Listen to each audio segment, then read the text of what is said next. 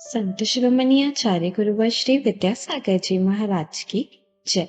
और हम योग प्रणेता पूज्य मुनि श्री प्रणम्य सागर जी महाराज की जय। ओम अरहम नमः। श्री तत्वाद सूत्र के प्रथम अध्याय की कक्षा में आप सभी का स्वागत है। 10 दिन की इस रिवीजन श्रृंखला में 21 कक्षाओं के सार को ग्रहण कर सकते हैं। आप अपने मित्रों, परिवार के अन्य लोगों को भी इस वैज्ञानिक वाचना से जोड़कर पुण्य अर्जन कर सकते हैं। आगामी 3 अप्रैल को इसकी ऑनलाइन परीक्षा ली जाएगी, जिसमें आप जीत सकते हैं आकर्षक उपहार एवं सर्टिफिकेट्स। यदि आप हमारे व्हाट्सएप ग्रुप या टेलीग्राम ग्रुप को ज्वाइन नहीं कर पाए हैं तो अभी करें। इससे आप अपनी शंकाओं का समाधान प्राप्त कर सकते हैं। क्वालिफाइड शंकाओं को समाधान के लिए मुनि श्री के समक्ष रखा जाएगा। इस कोर्स की सभी जानकारी के लिए विजिट करें ttv.arham.yoga या QR कोड स्कैन कीजिए। तो चलिए आज की रिवीजन कक्षा मुनि श्री के मुख से सुनते हैं। मोक्ष मार्गस्य नेतारं भेत्तारं कर्म भूभृतां ज्ञातारं विश्वतत्त्वानां वन्दे तद्गुणलब्धये। उनका लक्षण बताया गया और उसी के आगे अब हमें पढ़ना है तन्निसर्गा दधिगमाद्वा, यानी सम्यक दर्शन 2 कारणों से होता है। यहाँ पर सम्यक दर्शन की उत्पत्ति में क्या हेतु हैं, क्या कारण हैं, ये बताया जा रहा है। वह सम्यक दर्शन एक तो निसर्ग से उत्पन्न होता है और एक अधिगम से उत्पन्न होता है। निसर्ग माने होता है स्वभाव और अधिगम माने होता है पर उपदेश पूर्वक होने वाला ज्ञान। सम्यक दर्शन की प्राप्ति इन दोनों ही कारणों से होती है। यानी सम्यक दर्शन स्वभाव से भी उत्पन्न हो सकता है, उपदेश से जो ज्ञान उत्पन्न होता है उससे भी हो सकता है, होता है। सम्यक दर्शन कैसे प्राप्त होता है, तो उसके यही हेतु हैं, यही उसके मुख्य कारण हैं। कारणों का ज्ञान होने पर ही कार्य की प्राप्ति की जा सकेगी। इसलिए इन दोनों हेतुओं को ध्यान में रखते हुए ही 3 प्रकार के सम्यक दर्शनों को जानना चाहिए। सम्यक दर्शन 3 प्रकार के होते हैं। एक कहलाता है उपशम सम्यक दर्शन, दूसरा कहलाता है क्षयोपशम सम्यक दर्शन और तीसरा कहलाता है छायिक सम्यक दर्शन। ये तीनों प्रकार के जो सम्यक दर्शन उत्पन्न होते हैं, इनके पीछे 2 कारण होते हैं, निसर्ग और अधिगम। तीनों ही प्रकार के सम्यक दर्शन दोनों ही कारणों से होते हैं। यानी उपशम सम्यक दर्शन भी निसर्ग से होगा, अधिगम से होगा। क्षयोपशम सम्यक दर्शन भी निसर्ग से होगा, अधिगम से होगा। छायिक सम्यक दर्शन भी निसर्ग से होगा, अधिगम से होगा। अब यहाँ पर विचारणीय बात यह है कि निसर्ग का मतलब क्या, और अगर कोई सम्यक दर्शन निसर्ग से ही होता है तो क्या उसमें अधिगम की आवश्यकता होती है या नहीं होती है, या जो सम्यक दर्शन अधिगम से होता है तो वो अधिगम से ही होता है, उसमें भी कुछ निसर्गपना होता है या नहीं होता। तो हमें यह जानना है कि यहाँ पर 2 प्रकार के हेतु दिए गए हैं। तत् का मतलब है सम्यक दर्शन, तन निसर्गात अधिगमात वा, ऐसा लिखा है।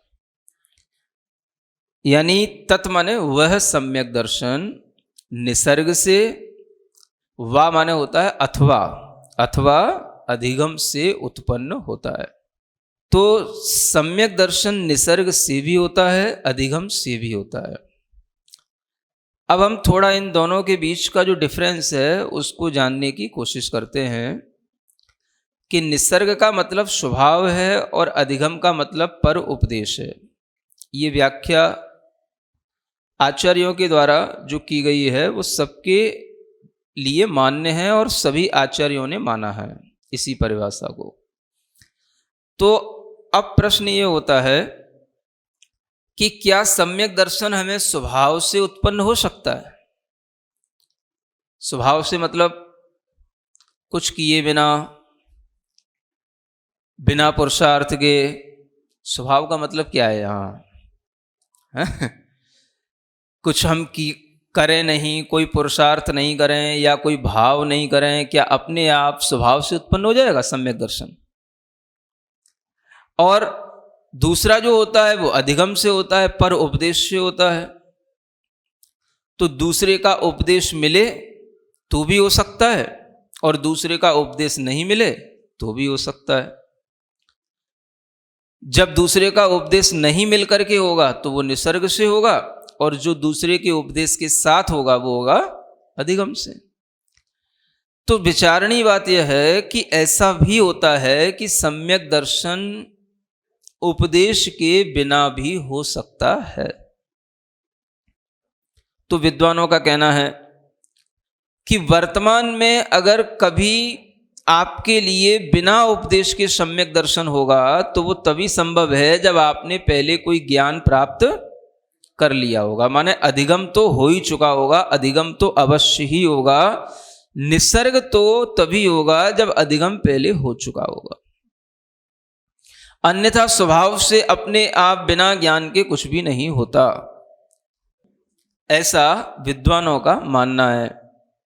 लेकिन एक बात ये जरूर दिमाग में आती है, चिंतन में आती है, गुरु महाराज भी कहते हैं कि जब सम्यक दर्शन आज हमें अधिगम से हो रहा है या पहले भी हमें अधिगम से ही हुआ और आज अगर हमें कोई निसर्ग से हो रहा है तो उसमें भी अधिगम पहले हो चुका है, तो फिर अधिगम का ही रोल रहा ना, निसर्ग का तो कोई महत्व नहीं रहा। हर सम्यक दर्शन अधिगम से ही हो रहा है तो फिर ये दो भेद क्यों करे जा रहे हैं? फिर वर्तमान की अपेक्षा से निसर्ग हुआ और पूर्व की अपेक्षा से अधिगम हुआ, फिर तो ये मानना चाहिए। ऐसा तो नहीं हम कह सकेंगे कि सम्यक दर्शन के दो भेद या दो कारणों से सम्यक दर्शन जो हो रहा है वो दोनों कारण अलग अलग हैं। फिर तो एक ही कारण से हो रहा है, मुख्य तो अधिगम ही हो गया। तो ये जो सूत्र है इसमें निसर्ग शब्द का जो महत्व है वो नहीं बनता है फिर। और कहीं भी आचार्यों ने ये नहीं लिखा कि वर्तमान पर्याय की अपेक्षा से तो निसर्ग जानना और पूर्व पर्याय की अपेक्षा से अधिगम जानना, ऐसा कोई स्पष्ट उल्लेख तो पढ़ने में आया नहीं। इससे भी हम ये नहीं कह सकते हैं कि इस तरह की जो धारणा बन रही है या समझाया जा रहा है या जो चिंतन दिया जा रहा है ये सही है। हो सकता है सही, लेकिन सही नहीं भी हो सकता है, क्योंकि अगर हम सूत्र देखें और सूत्र की व्याख्या देखें तो सम्यक दर्शन के दो कारण हैं, यानी स्वभाव से भी सम्यक दर्शन होता है और उपदेश से भी होता है। मान लोगे? फिर आपको यह मानना पड़ेगा उपदेश के बिना भी किसी को सम्यक दर्शन हो सकता है। अगर उपदेश से होने वाला सम्यक दर्शन हमारे लिए अधिगम कहलाता है तो हम ये भी ध्यान रखें कि निसर्ग में केवल उपदेश की मना की गई है। निसर्ग माने जो स्वभाव से है, स्वभाव का मतलब यह है कि उसमें अन्य किसी शिक्षा की आवश्यकता नहीं है, अन्य किसी तरह के प्रयास करके आपको पढ़ाने की आवश्यकता नहीं है, लेकिन अन्य चीजें तो हैं जिसके कारण से वो होता है। एक पर उपदेश ही सब कुछ तो नहीं है। पर उपदेश के बिना और भी बहुत से कारण होते हैं जिनसे भी सम्यक दर्शन होता है। जाति स्मरण, जिन बिंब का दर्शन, ये भी सम्यक दर्शन में कारण होता है। इससे भी सम्यक दर्शन की प्राप्ति होती है। सूत्र में जो लिखा है हमें उस पर ध्यान देना है। स्वभाव का मतलब सिर्फ इतना ही है कि पर के उपदेश के बिना, यानी हमें भगवान जिनेंद्र देव की प्रतिमा को देखने से भी सम्यक दर्शन हो सकता है पर उपदेश के बिना। उसको हम कहेंगे स्वभाव से, निसर्ग से उत्पन्न होने वाला सम्यक दर्शन, कि अरिहंत में सब तत्व गर्भित है। जिसकी ये श्रद्धा हो गई, यह देव, यही अरिहंत, यही मोक्ष के मार्ग को बताने वाले, यही हमारे भगवान हैं, तो उसे सब तत्व का ज्ञान आ गया, समझ लो आप। जब ऐसा होगा तभी जिनेंद्र भगवान के उस दर्शन से, उपदेश के बिना भी, निसर्ग से वह सम्यक दर्शन कहा जाएगा, और इसमें कोई आपत्ति की बात नहीं है।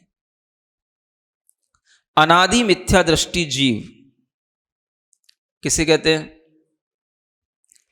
जिसने अनादि काल से कभी भी सम्यक दर्शन को प्राप्त नहीं किया, एक भी बार कभी जिसने सम्यक्त्व का आभास नहीं किया, उसे हम क्या बोलेंगे?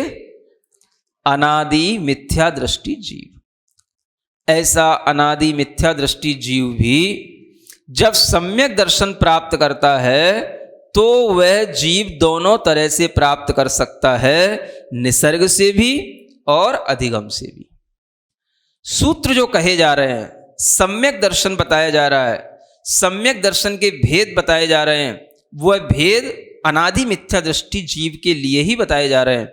क्योंकि कोई भी जीव सम्यक दर्शन की प्राप्ति पहली बार करेगा तो वह इन दोनों हेतुओं में से किसी भी हेतु से कर सकता है। निसर्ग से भी कर सकता है, अधिगम से भी कर सकता है। फिर एक प्रश्न आता है, जब भी सम्यक दर्शन होता है 5 लब्धियों के माध्यम से होता है। 5 लब्धियां जानते हैं? एक होती है क्षयोपशम लब्धि, दूसरी होती है विशुद्धि लब्धि, तीसरी होती है देशना लब्धि, चौथी होती है प्रायोग्य लब्धि और 5वीं होती है करण लब्धि। ये 5 लब्धियां होती हैं। इन 5 लब्धियों के होने के बाद ही जो है सम्यक दर्शन की प्राप्ति होती है। अब इसमें एक लब्धि आती जिसका नाम है देशना लब्धि। तो देशना लब्धि में भी पहले हमें देशना सुननी पड़ेगी, उपदेश सुनना पड़ेगा, तभी तो सम्यक दर्शन होगा। तो जब भी सम्यक दर्शन होगा बिना देशना लब्धि के नहीं होगा। इसलिए जब भी सम्यक दर्शन होगा तो अधिगम पूर्वक ही होगा, निसर्ग से पहले बार तो नहीं हो सकता। ये प्रश्न सामने आके खड़ा होगा। समझ आ रहा है? इसका भी समाधान सुनेंगे। जब आप समझेंगे कि देशना लब्धि किसे कही गई है तो आप लब्धि सार ग्रंथ में पढ़ना और वहां से देशना लब्धि की परिभाषा पढ़ना जो आचार्य महाराज ने वहां पर शुरू में ही लिखी हुई है। 5 लब्धियों के वर्णन में देशना लब्धि के वर्णन किए गए हैं वहां लब्धि सार ग्रंथ में, है ना। तो वहां पर लिखा है छदब्ब नवपयथ पयासिद उपदेश आयर्य सन्निधाने।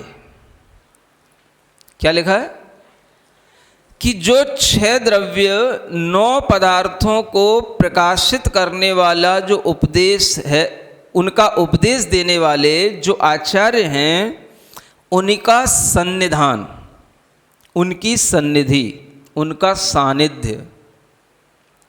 समझ आ रहा है? ये भी देशना लब्धि कहलाती है। और उनके द्वारा देशित पदत्थ धारण लाहोवा होदी तदीय लब्धि, अथवा उनके द्वारा जो कहा गया पदार्थ है उसको धारण करने का लाभ होना भी देशना लब्धि है। यानी देशना लब्धि 2 प्रकार की होती है। आचार्य या गुरु आदि जो उपदेश देने वाले हैं उनका केवल सानिध्य मिलना भी देशना है, और जो उपदेश दिया गया है उसको धारण कर लेना भी देशना है। समझ में आया? अगर हम ये परिभाषा देखें और इस परिभाषा से हम वो जो पहली वाली लाइन है उस पर ध्यान दें तो हमारी देशना लब्धि की कमी जो आ रही थी वो भी पूरी हो जाएगी। ये देशना लब्धि का दो रूप दिए गए हैं, वा करके लिखा हुआ है अथवा, यानी आचार्य आदि का सानिध्य मिलना भी देशना लब्धि है और उनके द्वारा कहे हुए पदार्थ का धारण करना भी देशना लब्धि है। तो हम तो अभी तक एक ही चीज़ सुनते आ रहे हैं, देशना माने देशना, सुनना, सुनना, सुनकर के धारण करना, उसका नाम ही देशना है। लेकिन जब हम ये गाथा और इसकी परिभाषा देखते हैं तो केवल सन्निधि को भी देशना कहा गया है। इससे क्या होगा? इससे निसर्ग सम्यक दर्शन में देशना लब्धि के साथ उसकी सहायता मिल जाएगी। समझ आ रहा है? बस जो 6 द्रव्य 9 पदार्थ का उपदेश देने वाले गुरु हैं उनका सानिध्य मिल गया आपको। वो भले ही कुछ ना आपको बताएं, केवल उनके सानिध्य से, उनके दर्शन से भी आपको देशना मिल रही है। आपकी योग्यता होनी चाहिए लेने की, और जिसके अंदर उनके दर्शन से ही इतनी विशुद्धि आ जाए तो उसे कुछ पढ़ने की भी जरूरत नहीं है, कुछ सुनने की भी जरूरत नहीं है, निसर्गात स्वभाव से उसे सम्यक दर्शन हो जाएगा।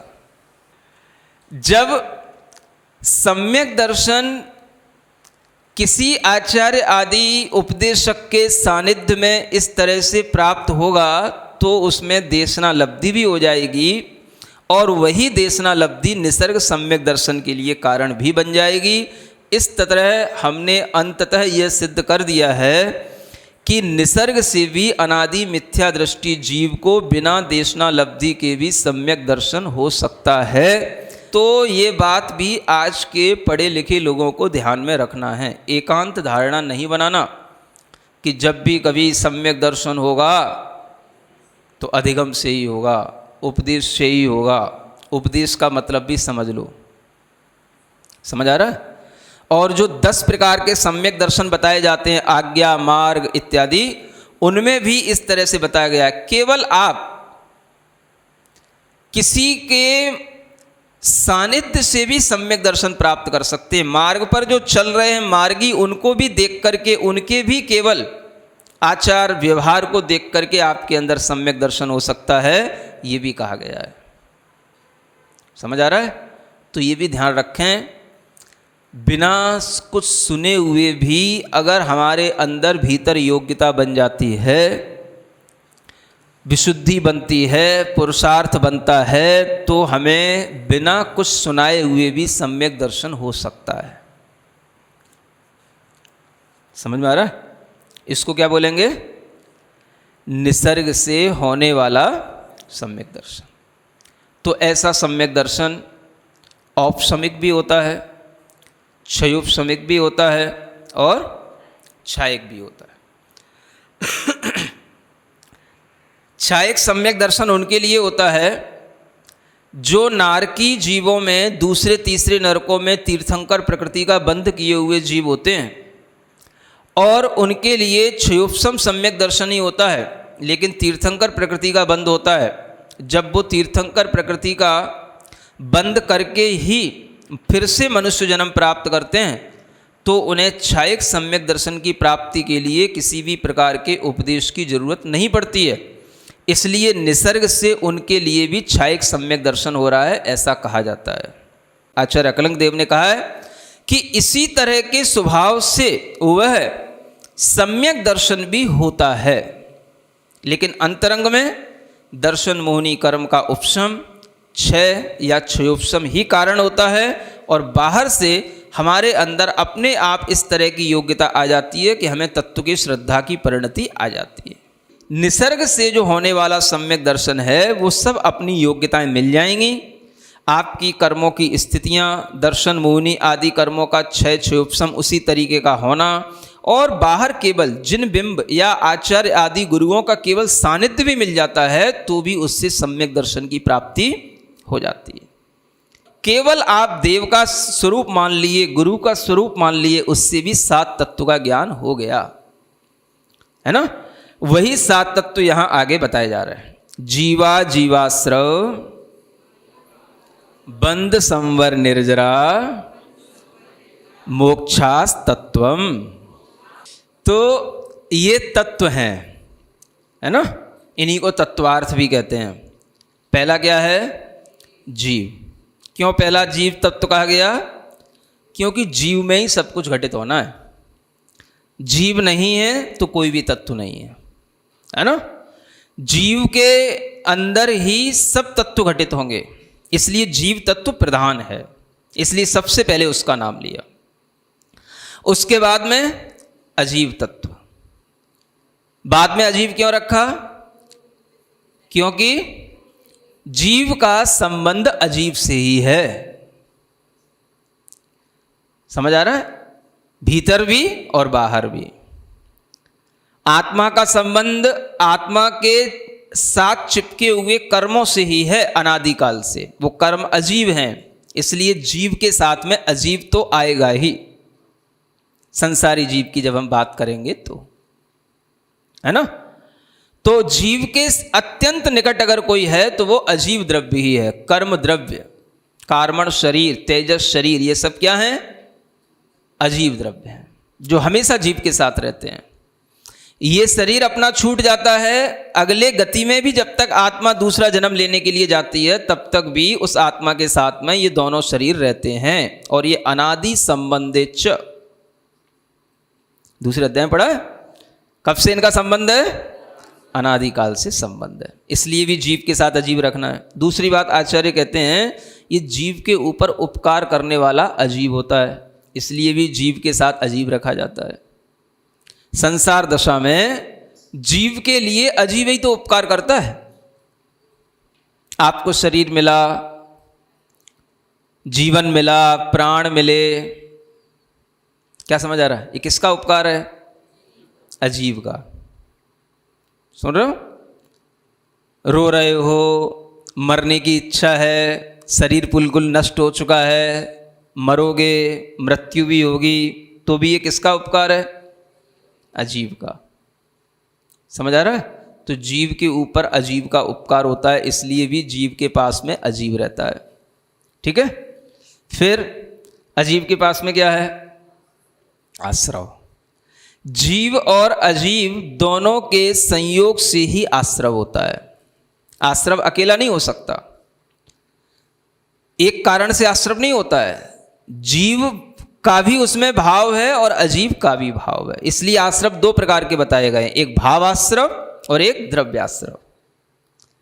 जिस जीव के भाव से वो आश्रव हो रहा है, कर्मों का आना हो रहा है, वो भावाश्रव है, और जो कर्म आ गए वो द्रव्याश्रव है। इसी तरीके से आश्रव के होने पर ही क्या होता है? बंध होगा। यद्यपि देखा जाए तो आश्रव और बंध में टाइम गैप नहीं है। जिस समय पर आश्रव होता है उसी समय पर बंध होता है, लेकिन व्याख्यान थोड़ा अलग अलग इसलिए होता है क्योंकि आश्रव का स्वरूप अलग है और बंध का स्वरूप अलग है।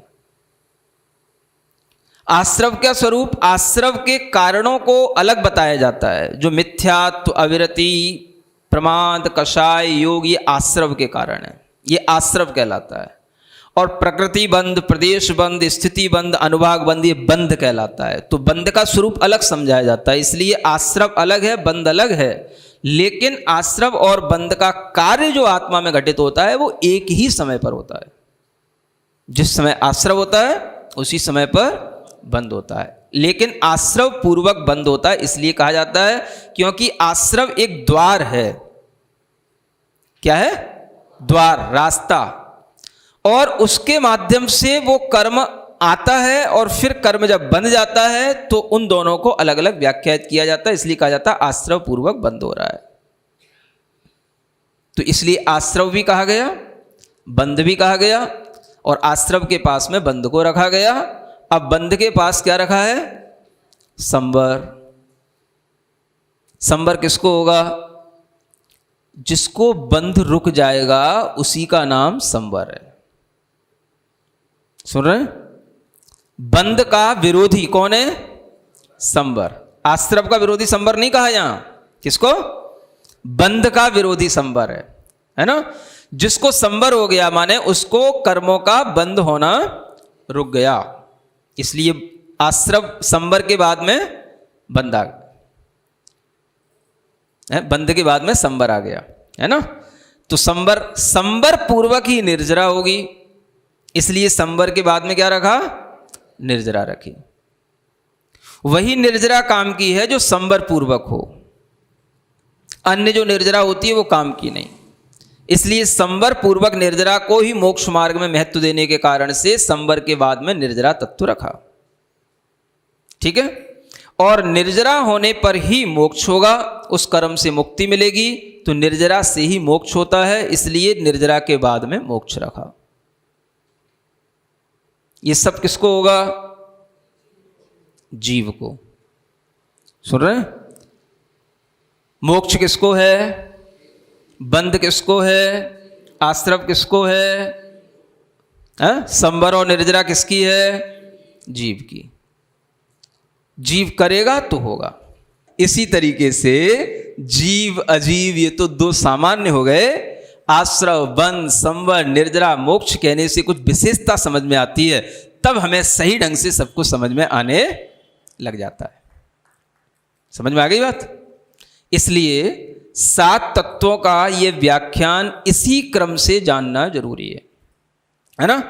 अब इसमें हे उपादेय और ज्ञेय तत्वों का भी ज्ञान करना जरूरी है। मोक्ष तत्व हमारे लिए उपादेय है, जीव तत्व भी हमारे लिए उपादेय है। संवर और निर्जरा भी तब तक उपादेय है जब तक कि हमको मोक्ष की प्राप्ति नहीं हो जाती है।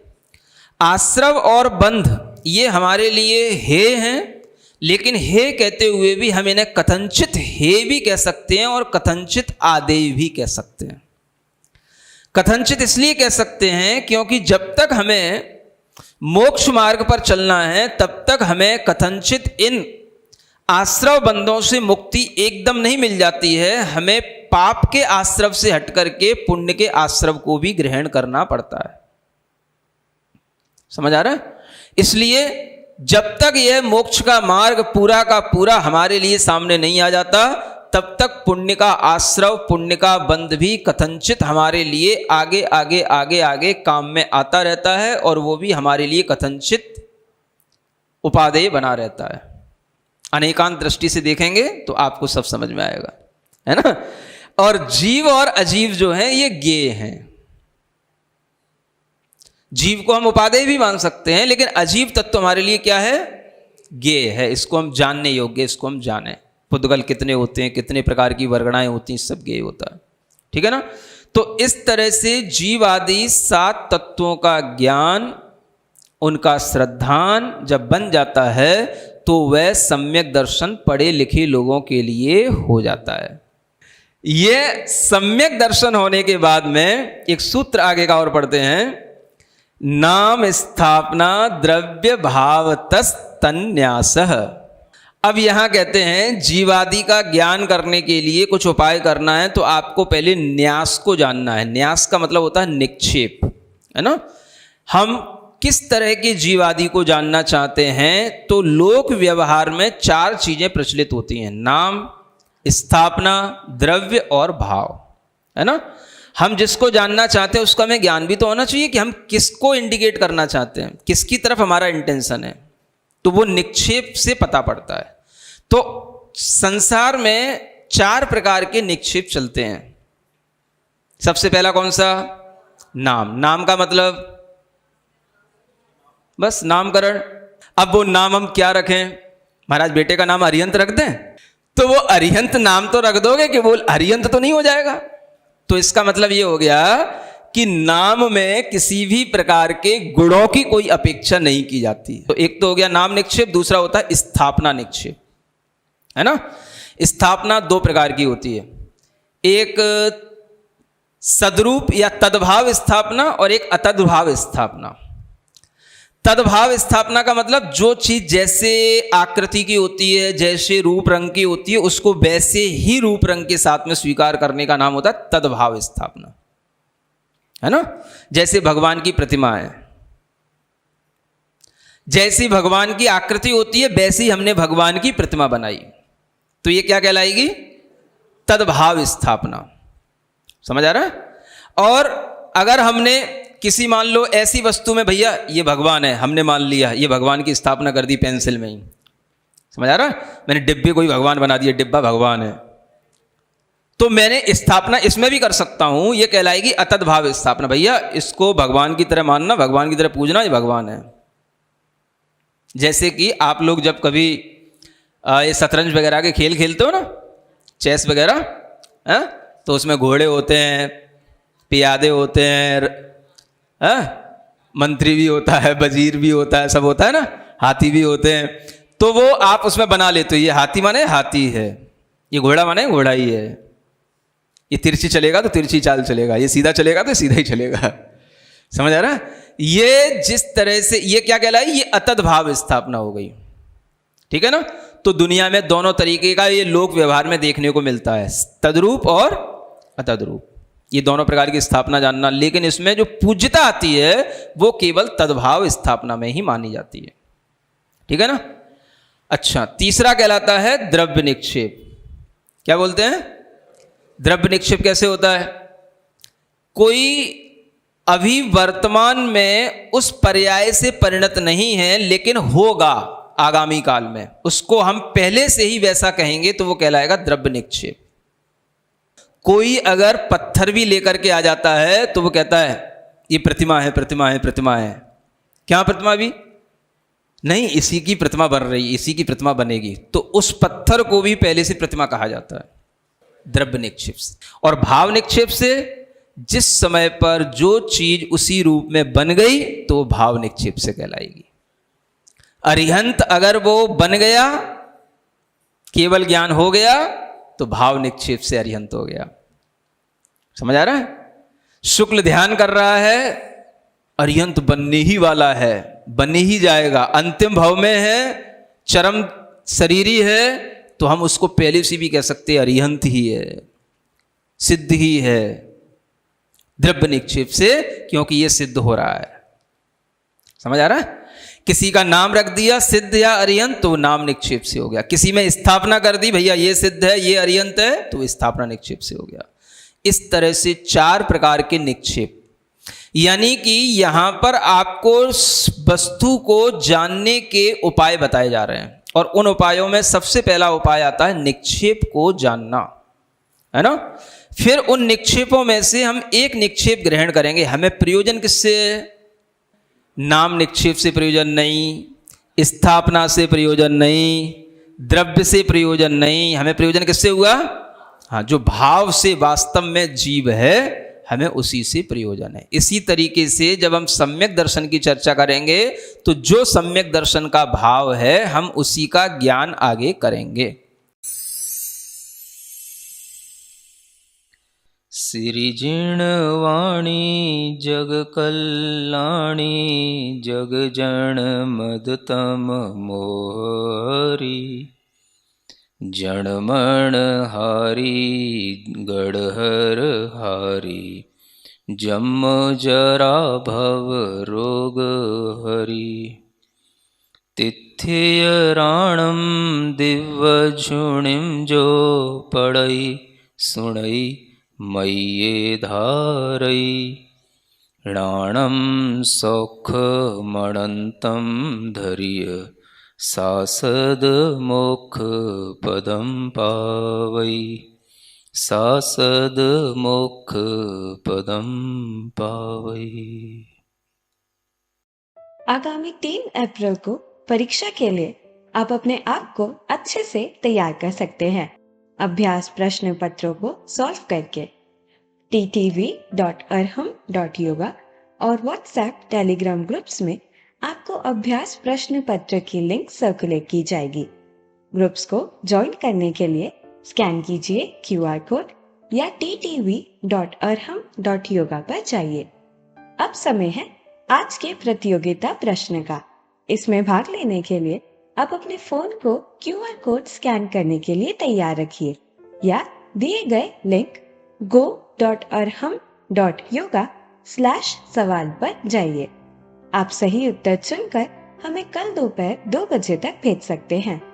3 भाग्यशाली विजेताओं को मिलेंगे आकर्षक उपहार।